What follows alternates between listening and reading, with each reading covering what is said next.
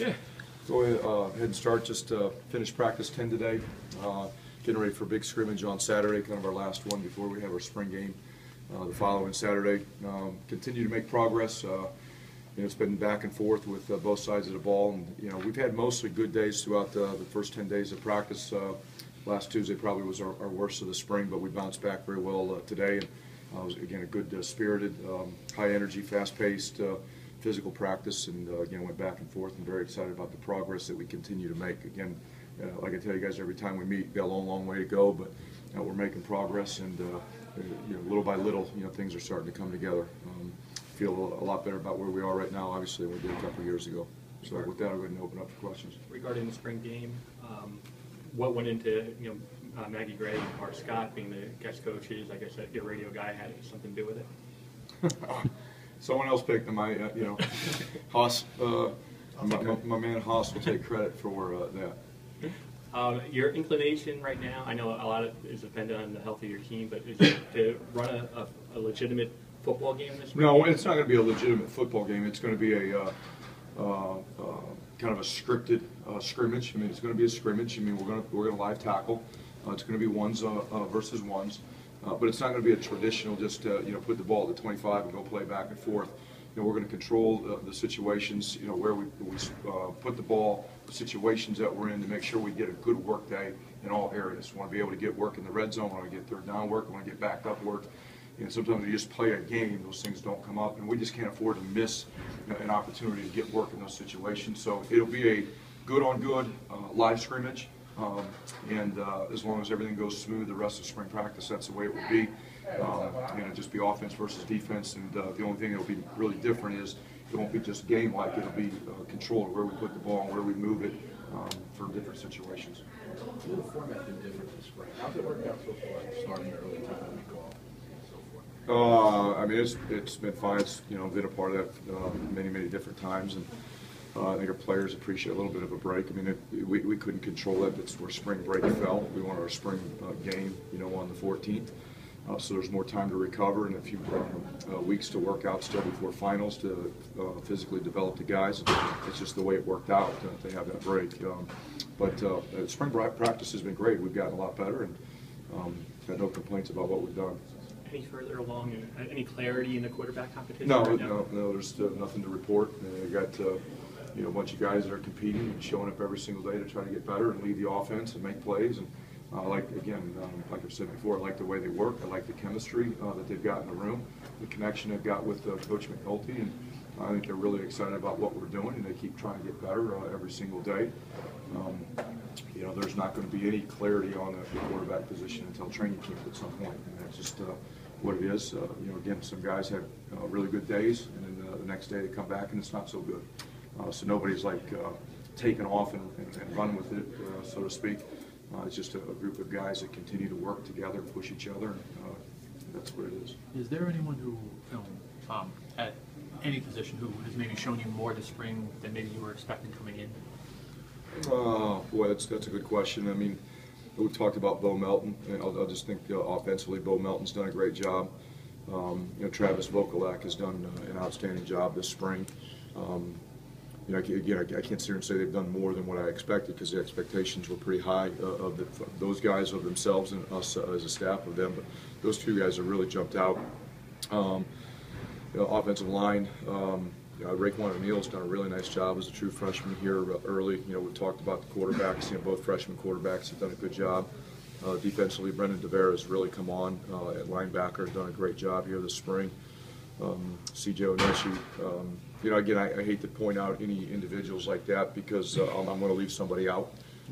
But there's been a lot of individual players that have done a great job this spring. We just need more, and the depth, like I mentioned before, continues to be a concern. But I do think just about every player has made some sort of progress, some huge, some small, but everyone's made some progress. When you look at Bo, just in hindsight, what do you think was his biggest setback to being more of a factor last year? True freshman. Going to college, playing college football is not easy. And he had an injury that hurt his opportunities to practice on days, and that stunted his growth and progress last fall. But it's really just about being a freshman. You hit a freshman wall with academics and football practice and tutors and workouts and all the things that go into being a freshman. It was overwhelming, and some guys can handle it better than others. And the good thing is that he fought through it and came out on the other end a lot better, and is having a great spring and knows how to manage all of that right now. We've asked you a lot about Bo, but what have you seen on some of the other receivers? Hayek, Javi, Wormley? Wormley's done fine. Javi's had an ankle sprain, so he's kind of been limited. He's been out there practicing. He's been limited. Eddie Lewis has been out there doing some good things. Shameen Jones has probably been the surprise of the groups. Shameen is, in my opinion, probably has had one of the best spring practices of anybody on the team. Coming out of a redshirt year, he needed a redshirt year to develop physically. He's bigger and stronger. He competes every day. He shows up with a smile on his face every day. Really, really pleased with his progress. And like I said, I think he's probably had one of the best springs of anyone on the team right now. The running backs, what did you see out of them? Any separation? It's great competition. We've got 4 or 5 guys that are out there getting reps, whether it be with the 1s and the 2s. Jonathan Hillman's done a great job. Trey Sneed, who's been around here for a couple of years, is practicing hard. Big, strong, physical kid. Blackshear's picked up right where he left off last fall. He's had a really productive spring. We're doing a lot of things with him. I think our offensive staff has done a great job of getting 2 tailbacks on the field in different packages a lot. And that'll hopefully create some problems and matchup issues for guys. It gets some of our better players, on the field. Isaiah Pacheco, a true freshman that came in early, has done a great job. Really like where he's at. I mean, he looks like a third-year player physically right now. 205 pounds, running hard. He's got to learn, his assignment still, but he's a physical kid that I really like right now. You talk about guys that have surprised me. He's probably surprised me. How much has a year of prep school benefited a kid like Eddie Lewis? Quite a bit. He's a lot more mature right now, more serious about football. All the things that go into be a college freshman. He's gone through it. He's moved away from home, lived in a dorm, went to college classes, went to college football. All of those things a typical freshman go through. He went through them before he ever got here. So, he's just a more mature player right now and understands, what the expectations are. Has anybody stepped at right guard yet? Our whole interior line right now is a work in progress. It's going to be that way for a while. Kamal Seymour has been out with a surgery. He had surgery the other day on a groin thing. He'll be fine. He's walking around and out of practice. He just can't practice right now, but he'll be fine. Short-term deal. So the whole right side, but really our guards and centers, we've been rotating quite a bit. Jonah Jackson's been in there at guard and at center. Mike Maetti's been in there at center. We've moved Mike Lonsdorf to left guard to get some work. But it's not just the right guard spot. It's both guard spots in the center and trying to find the right mix on the inside. Billy Taylor, kind of a unique story. I think he arrived on August 12th, which was late. You'd know better than me. Yeah, that's what he said. He said he was on his way to Canada for a family trip when Tony called him. Going to fish, and I called him to practice. But what is this? Yeah, exactly. But what did he prove in your eyes? I know he gets down there at the tackle after long snaps, but how was he able to kind of take a stranglehold on that? Well, I can tell you, he sure did not impress us with his tackling ability. That wasn't what it was. It was really he was the most consistent with his snaps. The guy's just unflappable. We put him in a lot of tough situations and tried to rattle him and see how he would respond. And he just became the most consistent snapper that we had. Good velocity, great accuracy on the snaps, and tremendous consistency. And that's really what allowed him to take over and be our short and long snapper last year. And the fact that he does have a little bit of ability to run down on the punt team and at least get guys' way.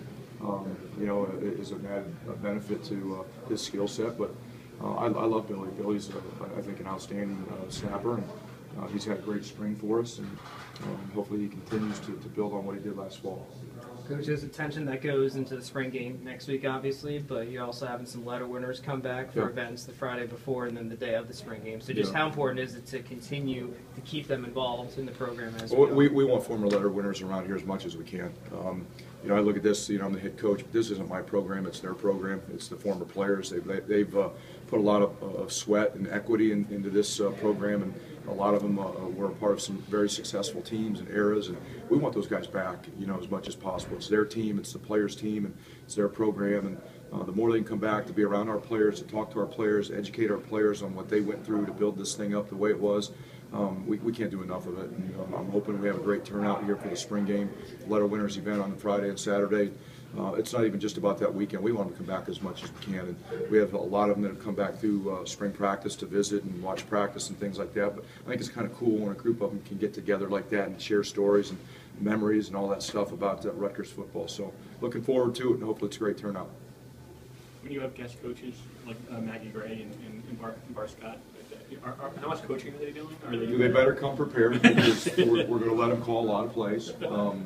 Yeah, I think Haas told them that we needed a playbook to look at before, what is it, next Thursday? We needed to proof it and make sure it was all good, because we're going to be on TV, and we don't want to show any of our plays to Texas State or Ohio State, Buffalo, and Kansas, the first 4 teams. So, they're going to come with a whole different playbook. Do you watch those spring games? Do you guys take that tape? I mean, Texas State, Kansas. Absolutely. Yeah, I mean, it's you're getting ready to play an opening game, and it's an opportunity to look at personnel and evaluate things you see. Sometimes you don't see a whole lot, because everyone has a different approach and philosophy to a spring game. But absolutely going to watch it. It's televised, TV copy of it, and we look at it. Final question? Assuming that they're doing the same thing, is there any thought process that maybe you don't want to give too much away, knowing that somebody else? Well, we just talked about the plays that we're going to run. We're getting a whole different playbook. So, honestly, the plays you see, if they don't work, you can talk to the guest coaches about that, because They'll be in the hot seat? Yeah, well, they'll be gone already. So, it's one game and fired. But don't in the post-game press conference, don't ask me why this play didn't work or we couldn't protect this. I mean, that's up to them. So any coaches that are watching, whatever you're watching, it's not what we're going to be doing in the fall. Thanks, Chris. Thank you, guys.